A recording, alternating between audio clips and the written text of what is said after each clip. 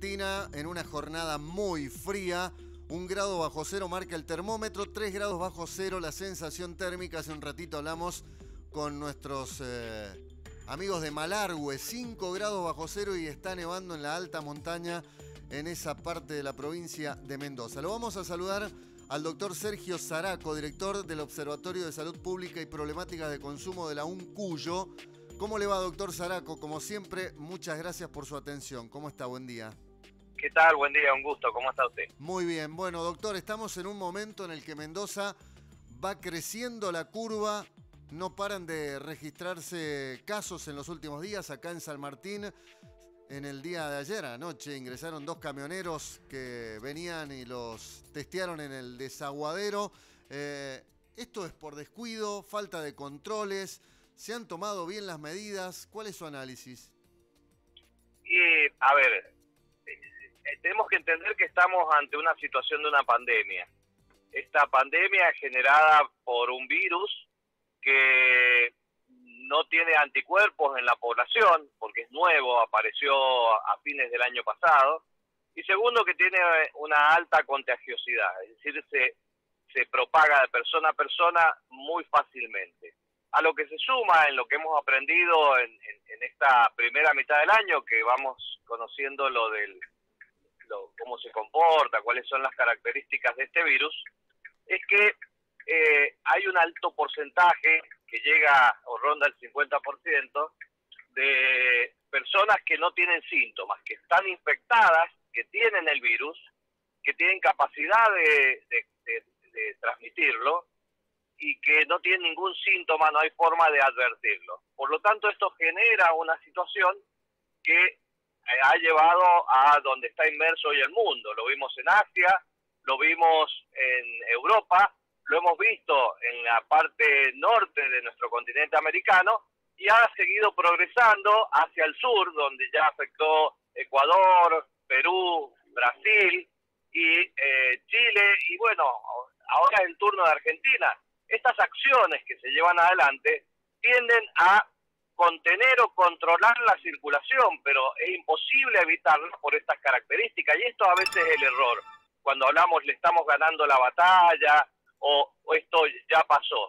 No pasó ni aquí, ni en Asia, ni en Europa. Lo podemos ver a diario, los rebrotes que hay en Pekín o en Alemania, en países y en este ciclo que, como decíamos, nos tocó Argentina y ya le está tocando a Uruguay, que hasta ahora venía exitosamente libre de la presencia de este virus. Pero esto es algo que tenemos que entenderlo y comprenderlo y saber que tenemos que tomar las medidas de bioseguridad en forma permanente y en forma responsable para saber que tenemos que cuidarnos en forma cotidianas, que son las medidas consabidas y demostradamente efectivas que apuntan al distanciamiento entre personas de no menos de 1,5 metros entre cada uno de nosotros, el uso permanente de barbijo cuando estamos fuera de nuestra casa, bien colocado, que cubra nariz, boca, y por el otro lado, en la higiene frecuente de manos. Esto es lo que va a ayudar a frenar la contagiosidad y protegernos para que podamos evitar el contagio hasta que la solución definitiva que tendrá esta pandemia es cuando tengamos una vacuna efectiva que nos ayude a inmunizar a la población mundial para generar los anticuerpos que ayuden a controlar verdaderamente este cuadro. Ahora, doctor, uno se pregunta, arrancamos por allá por marzo, la cuarentena va a ser el país de mayor días de cuarentena en el mundo en esta pandemia. Si no tomábamos la medida en ese momento, que teníamos el diario del lunes, conociendo los casos de otros países, ¿hoy la situación sería más crítica? Sin duda estaríamos, como ha sucedido en Chile o Brasil, muchísimo más crítico. Estas medidas, esto de frenar la transmisión, que lo que apunta a estas medidas de cuarentena es ir poniendo barreras que frenen la transmisión entre persona y persona, mantener este distanciamiento. Si no, estaríamos pero muchísimo más avanzado el cuadro. Hasta ahora lo que estamos logrando es que haya un control de esta circulación. Tenemos que entender que, como habíamos mencionado en un principio, esto es como un tsunami, es una gran ola que va avanzando. ¿Cuál es el riesgo de esto? Es que esta gran ola rápidamente invade e inunda el sistema sanitario, poniendo en riesgo las prestaciones habituales, no solamente en lo que hace al coronavirus, sino para poder dar asistencia a toda emergencia médica, que puede ser cardiológica, quirúrgica, neurológica, y que esto tiene un impacto muy importante en lo que hace a la sobrevida de los pacientes, que hoy, gracias a estas medidas que se han llevado adelante, podemos concurrir a cualquier centro hospitalario y nos van a atender en forma inmediata. Si alguien necesita una cirugía de urgencia o tiene una caída, un golpe, una fractura, va a poder ser asistido. Si necesita cirugía, hay disponibilidad de camas, quirófanos y los elementos necesarios. Si esto no se hubiera cumplido, estaríamos muy complicados para poder dar estas prestaciones. O sea, estas acciones apuntan a que este gran tsunami se le haya puesto una compuerta y que se vaya regulando, que vaya goteando. Vamos goteando los casos. Día a día vamos goteando paulatinamente los casos para poder tener un control del sistema. Y esto es lo que uno apunta e intenta. Pero saber que el virus está en el mundo y que tenemos que cuidarnos y protegernos con medidas de bioseguridad, que esto es lo que va a ayudar a que sigamos transitando lo que resta del año y tal vez parte del próximo, hasta que tengamos una vacuna. Veamos, por ejemplo, lo que pasó con los tenistas, que se reunieron, pensaron que ya había pasado y se generó un contagio masivo. Entonces hay que entender que, como bien marcó la Organización Mundial de la Salud, el coronavirus ha venido para quedarse, va a estar presente como está la H1N1. Hoy las gripes que tenemos es por la H1N1. Del 2009 vino y se quedó. Hoy está controlado porque seguramente va a ser la situación del coronavirus, pero en el intertanto tenemos que tratar de cuidarnos para evitar esta saturación hospitalaria. Afortunadamente un altísimo porcentaje son pacientes con cuadros leves o asintomáticos. Lo hemos visto acá en Mendoza. La gran mayoría de los pacientes positivos tienen cuadros leves o prácticamente no tienen síntomas. Entonces, esto es bueno, entender, como habíamos dicho también en un primer momento, que esta pandemia, desde lo personal, desde lo particular, hay que tener tranquilidad, porque no es altamente letal o con compromisos muy severos. Pero sí, desde lo general, tenemos que estar muy atentos, porque esto es lo que nos va a generar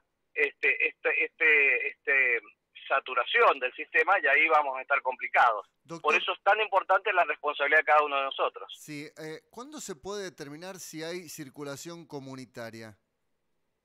Eso tiene que ver con definiciones epidemiológicas y la presencia de los casos y cómo se van presentando. El tema es que nos gusta centrarnos en aspectos técnicos, y tenemos que ir a lo conciso. Lo que es conciso es que el virus está y que alguien que tengo enfrente puede estar transportándolo sin que sepamos que está infectado. Y esto es lo que tenemos que entender. Por lo tanto, tenemos que cuidarnos siempre. Esto nos dejó una gran experiencia cuando comenzó el SIDA, allá a mediados de los...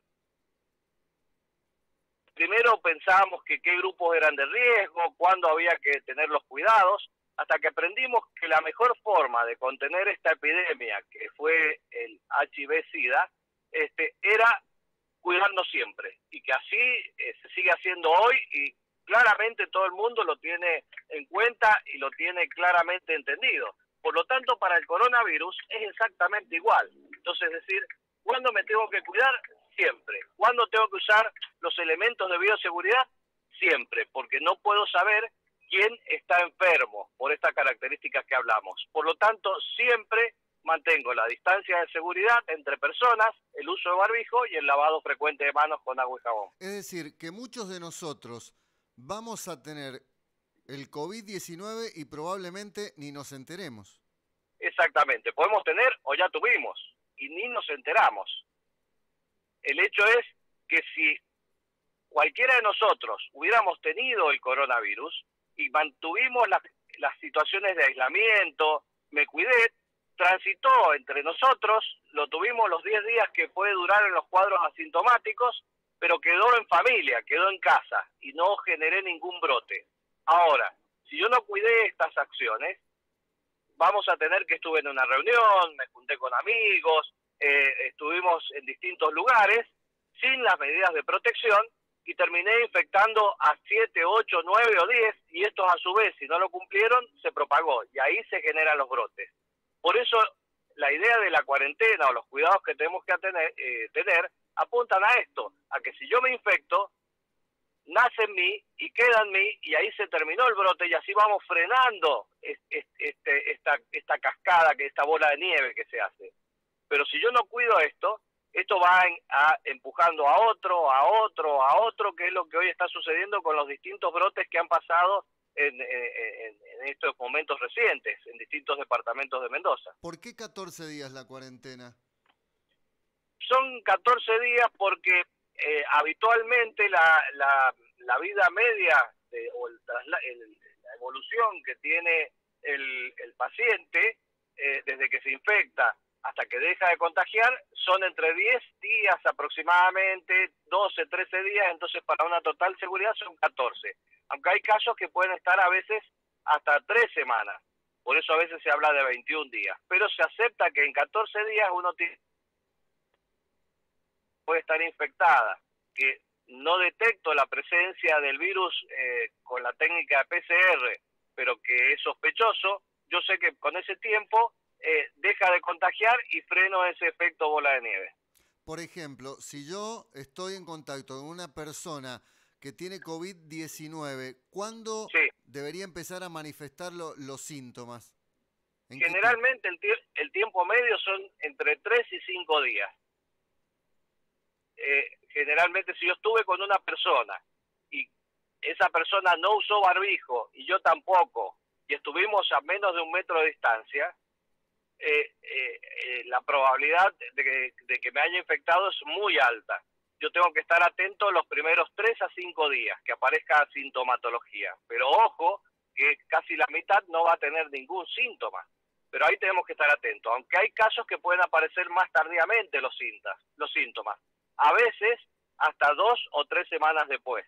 Depende de distintas características de cada persona, del sistema inmunológico que tiene, de la carga viral que recibió del infectado, pero generalmente tiempo medio son 5 días que pueden aparecer los síntomas, que recordemos no siempre están presentes. Por eso si yo con la persona que estuve la diagnosticaron como COVID positivo, todos los contactos estrechos, cercanos y que no hayan cumplido los cuidados de seguridad, vamos a ver que se aíslan para evitar este riesgo por estas características que es muy difícil poder detectarlo. Entonces tenemos que siempre trabajar en más para frenar este efecto de cascada, porque como vimos tiene esta propagación tan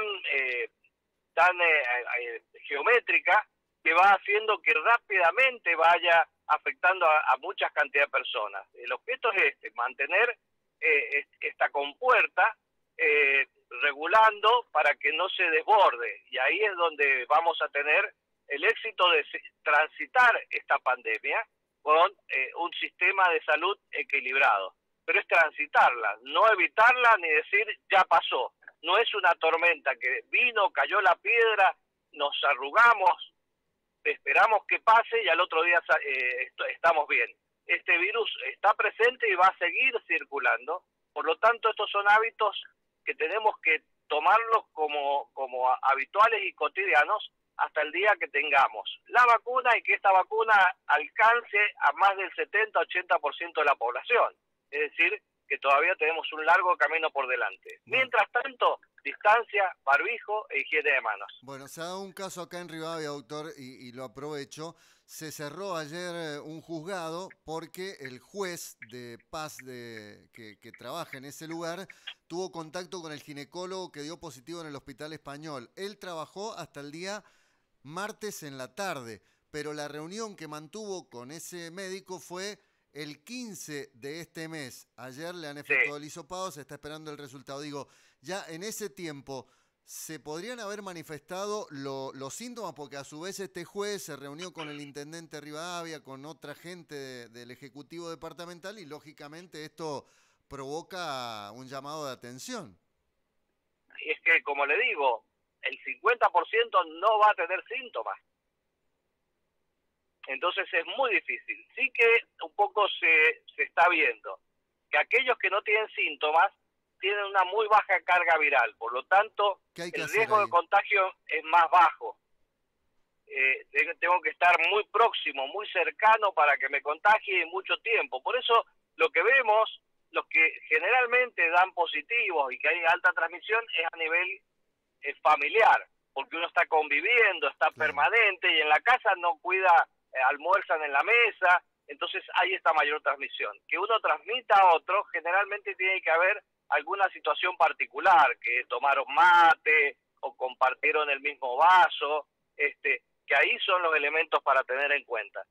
Y que ahí hay que estar atento, pero como le decía, este virus tiene esta trampa de que hay un alto porcentaje de pacientes infectados que no tienen síntomas y que no hay forma de que usted o yo sepamos que en una de esas estamos transitando la enfermedad sin darnos cuenta, que a lo mejor podemos sentir un poquito de dolor muscular o un poquito de dolor de garganta pasajero, que es normal con el frío que está haciendo, y le echamos culpa al frío, porque puede ser que estemos cursando la enfermedad sin ninguna complicación y sin que nos demos cuenta, pero que podemos haber infectado a alguien si no nos cuidamos. Por eso esto es tan importante, tener estas medidas de control en el trabajo, en los contactos que tengo, y que si alguien estuvo reunido con otra persona, pero se mantuvo a 1,5 metros de distancia, mantuvo el uso de barbijos, mantener las ventanas abiertas aunque esté haciendo frío. Está demostrado que si hay buena circulación de aire, disminuye mucho la transmisibilidad. Entonces, mantener los ambientes ventilados, mantener esta distancia, el uso de barbijo. Si con la persona que estuve dio positivo, yo tengo la tranquilidad que es muy poco probable que me haya contagiado. Ahora, las preguntas empiezan a surgir cuando dice, uy, dio positivo, y uno empieza a pensar para atrás, dice, y yo no me puse barbijo, si no, nunca hubiera pensado que estaba contagiado. Y ahí nos empieza a generar las dudas y los temores. Por eso, para anticiparnos a esto, tenemos que usar los elementos de seguridad que son fundamentales, y esto nos va a dar la tranquilidad que el riesgo de que nos contagiemos sea bajo. Y si nos contagiamos, el riesgo de que nos compliquemos también va a ser bajo, porque la cantidad de virus a los que estuvimos expuestos fue mínima e insignificante, dándole posibilidad a nuestro sistema inmunológico que nos defendamos. Ahora, si el contacto fue importante y las posibilidades que tengamos la infección o que se complique, va aumentando. Doctor, ¿qué pasa con las cabinas sanitizantes? La Organización Mundial de la Salud hace un tiempo dijo que no estaban habilitadas. Y el tema de la desinfección de las calles, acá han desinfectado, por ejemplo, ese juzgado, van a desinfectar el Teatro Luis Encio Bianchi. ¿Eso es efectivo? No, no es efectivo. Eso se ha expresado distintas sociedades científicas, la Organización Mundial de la Salud, que tiene una explicación muy sencilla. Los desinfectantes tienen que actuar sobre superficies lisas y superficies limpias. Por eso los procedimientos de desinfección son de higiene y desinfección. Primero debemos higienizar la superficie, lavar con agua y jabón. Le hago un ejemplo práctico. La mesada de la cocina, donde preparamos pollo o la carne para el asado, después vamos a preparar verduras que se consumen sin cocinar. Primero, cuando preparé la carne, trocé el pollo, una vez que terminé ese proceso donde va a quedar contaminada la tabla y la mesada con las bacterias que tienen estos alimentos cárnicos, debo hacer una correcta limpieza con la esponjita, con agua y jabón, sacar toda la grasitud que he dejado, partículas y elementos orgánicos, y una vez que quedó limpio, voy a pasar la lavandina diluida en la concentración del 0,1%. Con esto va a dejarla actuar durante 3 a 5 minutos, donde va a inactivar la presencia de bacterias, virus y otros gérmenes que estén presentes.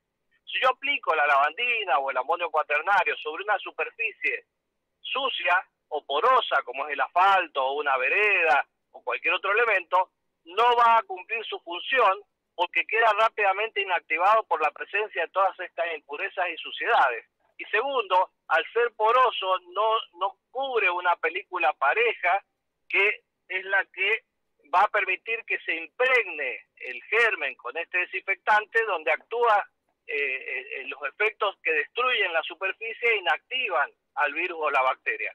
Por eso está demostrado que no es de utilidad aplicar estos desinfectantes en la vía pública o en las veredas o en grandes espacios, sumado a que el virus no está allí.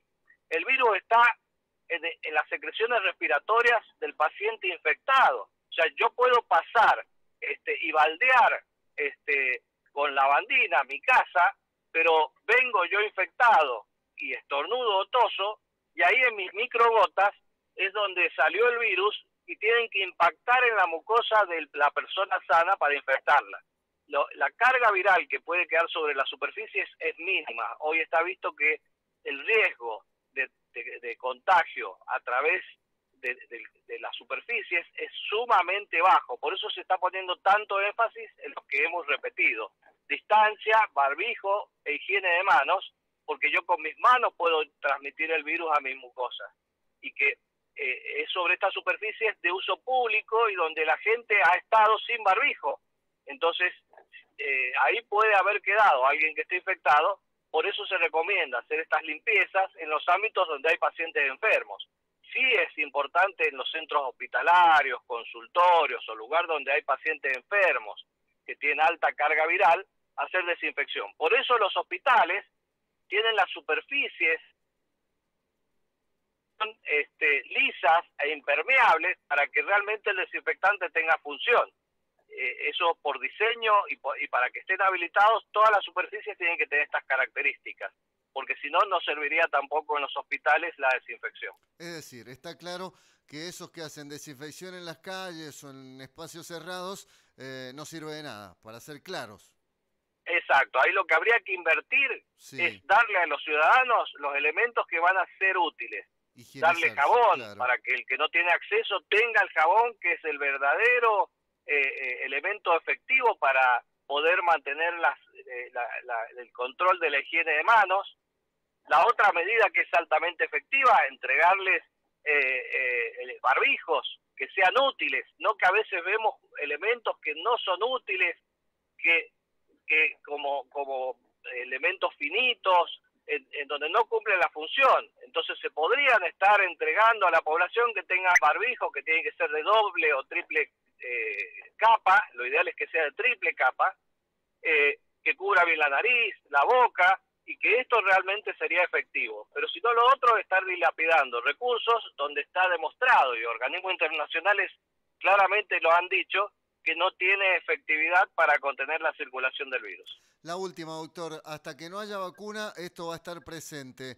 La pregunta es, hablamos de cuándo van a volver las clases, cuándo va a volver el fútbol. En este escenario, ¿uno piensa que hasta que no haya vacuna sería utópico pensar que se pueden volver con estas actividades o no? Son situaciones distintas. Por ejemplo, el tema de clases es bastante complejo. Yo le diría que sí, que es muy, muy complejo por las características que tienen. A lo mejor en verano, con menor cantidad de alumnos, respetando los espacios, que se puedan tener lugares abiertos, bien ventilados, pueden ser situaciones. En el caso del fútbol, si uno tiene los grupos bien controlados, en donde tenemos la seguridad y la garantía de que cada uno de los jugadores mantiene las condiciones de seguridad y que el equipo pase a ser como la familia, y que tengan estas condiciones de aislamiento y seguridad, sin público, se puede ir llevando adelante como lo viene haciendo muy bien distintos equipos de Italia ahora, España, de Alemania, que empezó, pero teniendo cuidado, si un jugador se equivocó y no cuidó estas medidas, y va a contagiar a todos los demás, como pasó con los tenistas. Doctor, como siempre, ha sido un gustazo y cada día aprendemos más. Y es lo bueno, informarle a la gente, la concientización del barbijo, la higiene, la distancia. Hoy todo pasa por ahí. Sin dudas es sencillo, tan sencillo que a veces nos olvidamos, pero es lo que es altísimamente efectivo. Y es lo que nos va a permitir llevar una rutina como estábamos acostumbrados, con estos cuidados, hasta que tengamos la total seguridad de que esto pasó. Y va a ser así cuando tengamos una vacuna efectiva y accesible para todos nosotros, que va a ayudar a contener esta pandemia que hoy nos azota. Bueno, abuso de un instante más, pensando a futuro. Fiesta de la Vendimia, festivales en la provincia que se realizan. Va a ser complicado que eso se pueda hacer, ¿no? Sí, sumamente complicado. Todo lo que sean encuentros populares, sabemos que no cumplen con la pauta básica que hablábamos, que es el Sí. distanciamiento. Aquello que no pueda permitir esta distancia lo va a ser sumamente difícil. Doctor, que la pase bien, gracias, buen día. Gracias, que tenga buen día, hasta luego. Hasta luego. Impecable. Hablar con el doctor Zaraco, la verdad, da gusto porque uno se informa y a mí me gustaría que alguna vez, a ver, le consulten, porque dice, vinieron a desinfectar el juzgado, van a desinfectar el Bianchi, pasan desinfectando las veredas o el sector donde están los cajeros. Lo que acaba de decir el doctor, hay que entregarle barbijos a la gente de 3 capas como mínimo, hay que darle los elementos de higiene. Ese es el mejor control, mantener la distancia de 1,5 metros, 2 metros, pero todos los elementos que se usan para desinfectar no está bueno, no sirven, no son efectivos. Las cabinas sanitizantes en los distintos lugares que se han colocado, por eso hay que hablar con gente que sabe, hay que asesorarse con gente que entiende y que te puede aportar información concreta y clara. Y eso es lo que hace el doctor Zaraco. 9 de la mañana, 16 minutos. Tengo un mensaje por acá. Pido